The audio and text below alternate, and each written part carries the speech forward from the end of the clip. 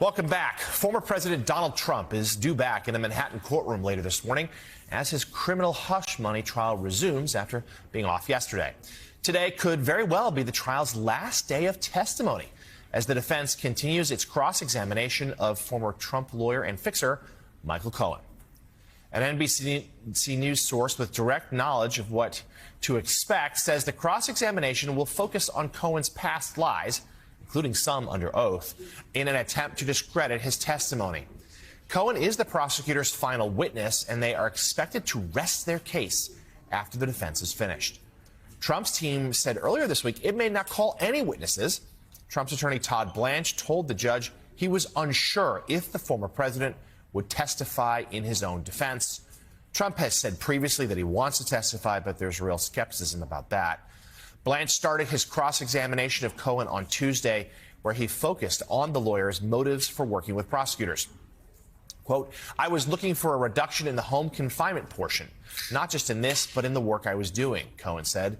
"I did want to be released, yes." Trump faces 34 felony counts of falsifying business records. If found guilty, he could face prison or probation. He, of course, has denied all charges. Joining us now, MSNBC legal analyst Charles Coleman. Charles, good to see you this morning. So let's start with what we should expect from this cross-examination. It did begin on Tuesday. It was fairly contentious. What should we look for today?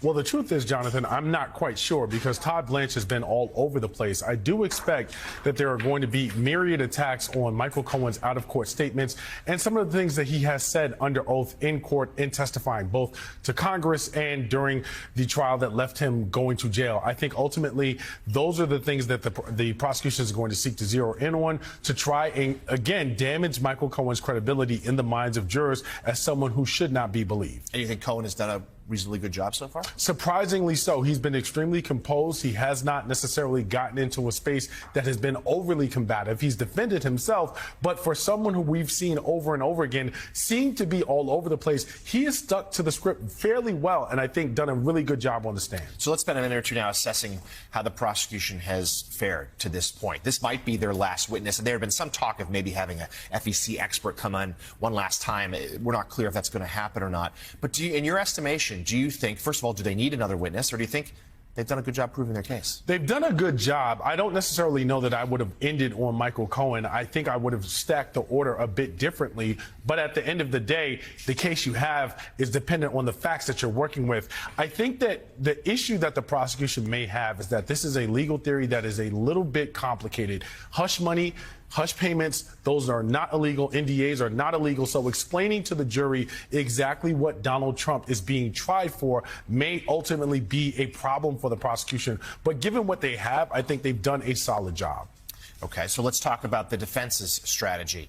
Todd Blanche, as just noted, has not committed to calling any witnesses. What do you make of that? Well, what I can tell you is that he's not going to try and give the prosecution any sort of sense of who may come to the stand so that they can prepare even more than they already have. He doesn't want to show his hand any earlier than he has to. I also suspect that because of his client and how difficult his client is, he's getting a lot of pressure internally to try and put Donald Trump on the stand. And he's also working with his client and trying to convince his client this is a bad idea. So he's not going to give the court anything more than what they absolutely need, particularly because he doesn't want to give the prosecution any additional advantages. And at the same time, I believe that he's trying to tell his client, you do not need to take the stand, even though it is your decision to do. You would be snatching an acquittal from the jaws of a potential mistrial. So we should, as it sounds like we should not rule out the possibility of a witness or two appearing for the defense. But let's talk a little bit more about the idea of the former president being on the stand. We know that he has, shall we say, a challenging relationship with the truth, so he'd be real open to perjury, perhaps. But it sounds like your assessment would be he would just do more harm than good to his own cause. Absolutely. I think at this point, the prosecution has done what it can to lay its case out, and there's still the potential that you might end up with a juror who doesn't buy it beyond a reasonable doubt. That gives them an opening for a potential mistrial with a hung jury. If Donald Trump takes the stand, he significantly decreases the opportunity for that to take place. And so I think that would be a terrible idea and something that could potentially tip the scales really decisively in the favor of prosecution. So if things do wrap up today with the witnesses, court off tomorrow, closing arguments next week. Could we have a verdict in about a week's time? We could. It could take longer. I think that a quicker verdict speaks very, very favorably toward the prosecution. The longer that we go, I think that that should be an indication to most people who are observing that this could end up in a potential mistrial in favor of Donald Trump. So let's take a step back here as a final note. This, of course, is just one of the 4 criminal cases facing Donald Trump.